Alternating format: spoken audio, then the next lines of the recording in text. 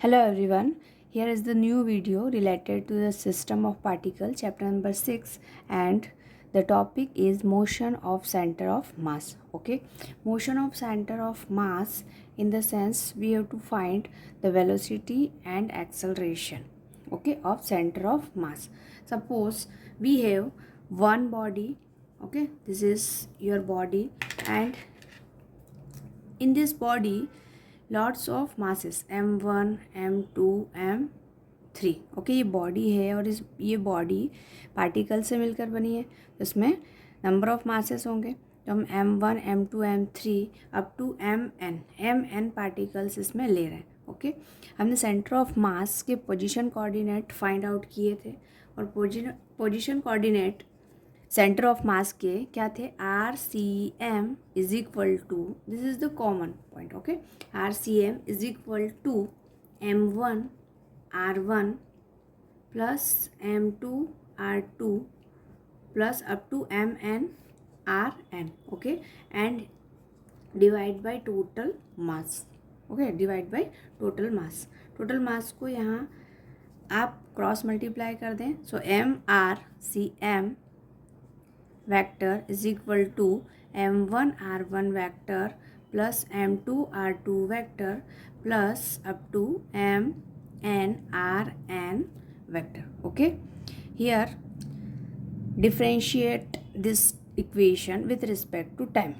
differentiate करते हैं, then we have velocity. okay, velocity मिलता है, so m d by dt m r c m is equal to d by dt m1 r1 plus m2 r2, okay, up to n. here m is the constant, okay, यहाँ m constant है तो m को बाहर ले लो, so d by dt rcm is equal to m1, यहाँ सभी term से m1 m2 m3 common, so dr1 by dt plus m2 dr2 by dt, okay, up to n. and we know that d by dt rcm, हमने ds by dt displacement पढ़ा है, okay, with respect to time velocity होता है। तो ये जो centre of मास का coordinate है, यहाँ पर वेलोसिटी क्या होगी, सेंटर ऑफ मास की velocity, okay. So here we can write VCM, velocity of center of mass is equal to m1 v1 plus m2 v2। Clear यहाँ तक? तो आपके पास m VCM is equal to m1 v1 m2 v2 है, okay.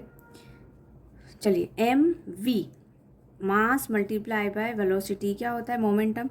So this is the momentum of first particle, this is the momentum of second particle up to momentum of n particles, okay. इस equation में आप क्या रहे हैं, generally सभी momentum को add कर रहे हैं। इसमें जितने भी पार्टिकल हैं उन सभी के मोमेंटम को आप ऐड कर रहे हो, ठीक है।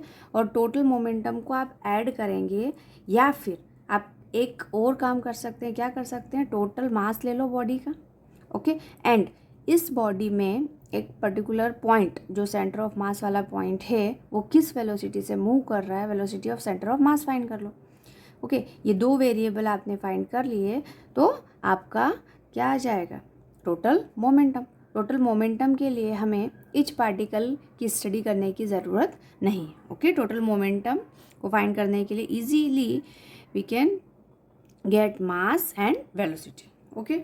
Now differentiate again this term, again differentiate करो, again differentiate, okay, with respect to time, with respect to time, time के रिस्पेक्ट में अगेन हम डिफ्रेंशिएट करेंगे।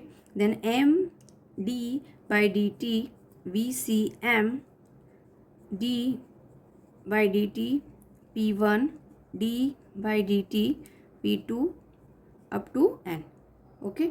या फिर p के प्लेस पे आपने जो अभी लिखा था, क्या लिखा था, m1 v1, okay, d by dt m2 v2 up to n, m dv by dt, dv by dt क्या होता है, वेलोसिटी में change with respect to time, that is yes, acceleration.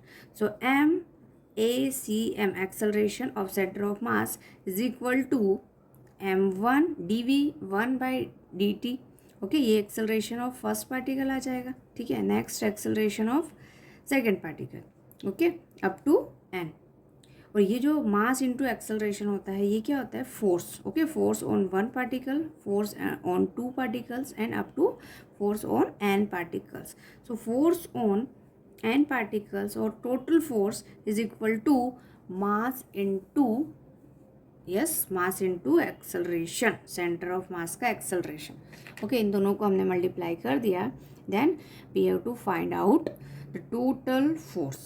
Net force find करने के लिए हमें सिर्फ और सिर्फ क्या चाहिए? मास और एक्सेलरेशन ऑफ सेंटर ऑफ मास. हमें हर पार्टिकल पे फोर्स निकालने की ज़रूरत नहीं. ओके, तो स्टेटमेंट में ये लिखेंगे आप,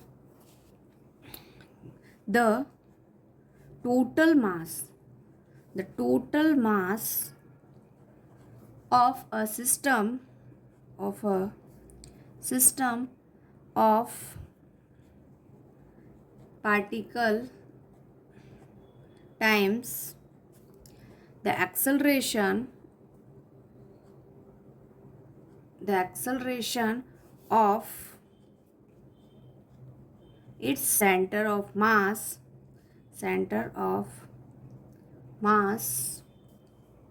is the vector sum of all the forces acting on the system of particle. Okay, done. I hope ये पूरा सेंटेंस आपको क्लियर होगा. Now we have to find out MCM is equal to total force की value क्या आई? Mass into acceleration of centre of mass. Okay, अब हम Newton का सेकेंड लॉ डिराइव करेंगे. यही इक्वेशन जो हमने यूज़ की है, इसमें से आपको क्या करना है? Newton's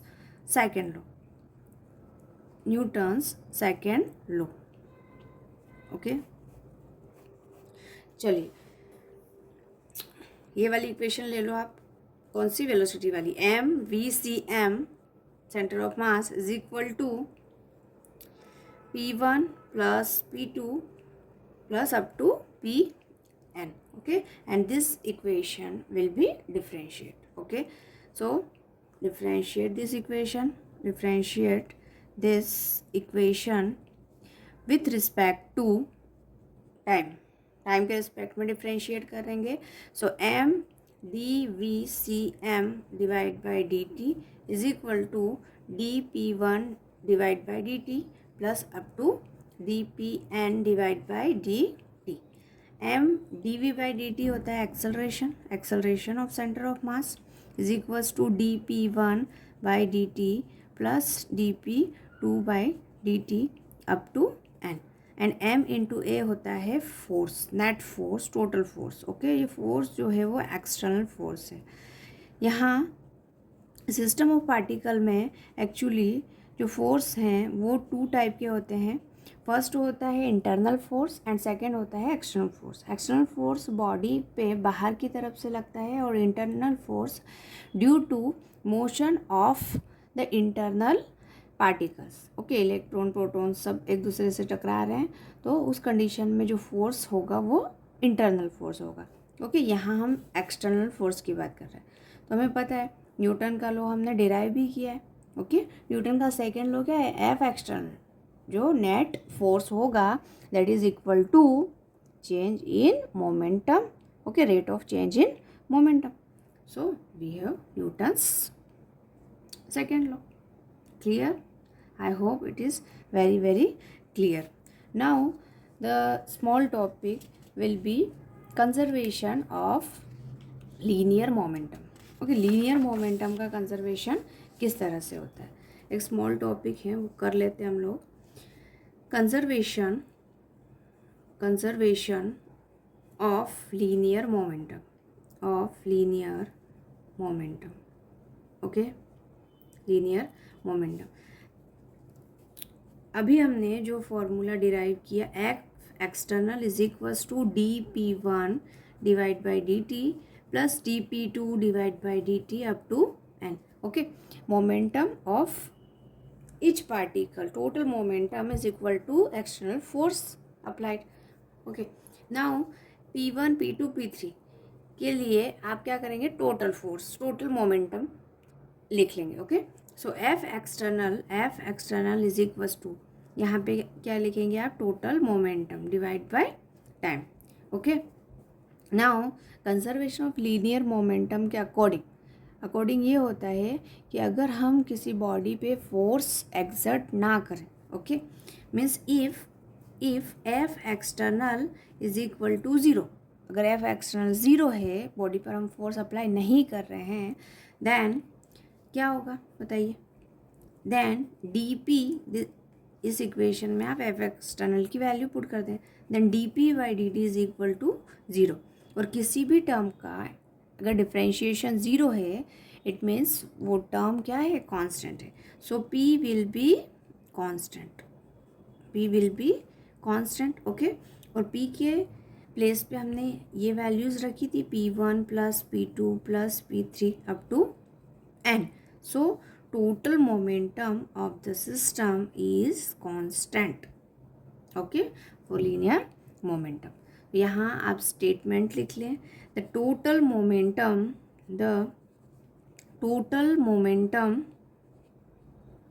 of a system of particle is equal to the product of the total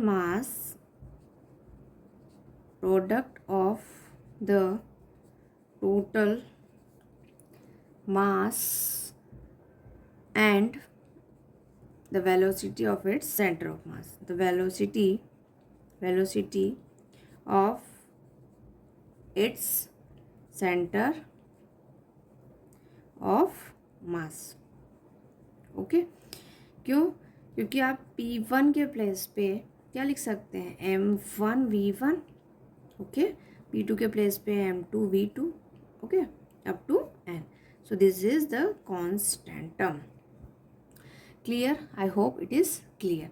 And Newton's second law of motion for extended to the system of particle. यहाँ पे हमने conservation of linear momentum find किया. Linear momentum के लिए F external zero होगा, then momentum will be constant. Okay, चलिए आज हम यहाँ तक ही करते हैं. अब नेक्स्ट वीडियो में नेक्स्ट टॉपिक.